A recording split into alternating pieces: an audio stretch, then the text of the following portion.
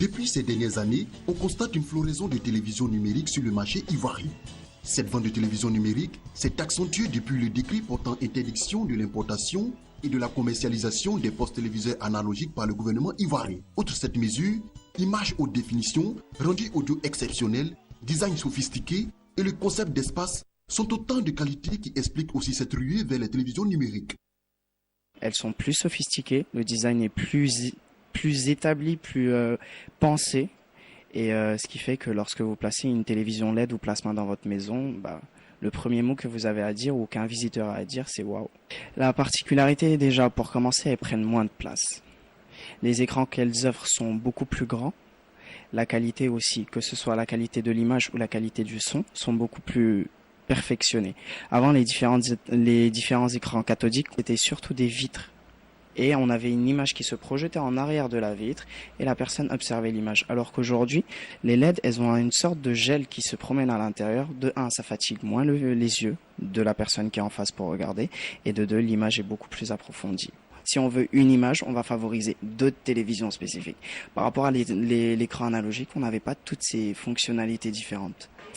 Mon choix porte sur les écrans LED tout simplement parce que c'est des écrans de dernière génération, c'est des écrans que tout le monde cherche à avoir chez soi.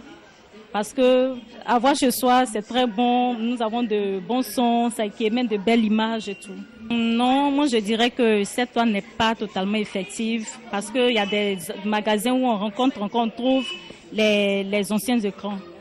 Mon avis là-dessus, c'est que l'État puisse encore sensibiliser ces magasins où se trouvent encore ces anciens écrans afin que tout soit, le stock même soit totalement enlevé ou bien rayé même de ces magasins-là. La particularité de cette télé ne fait pas débat. Comme constaté, les télévisions numériques doivent cette fière chandelle à leur caractère révolutionnaire.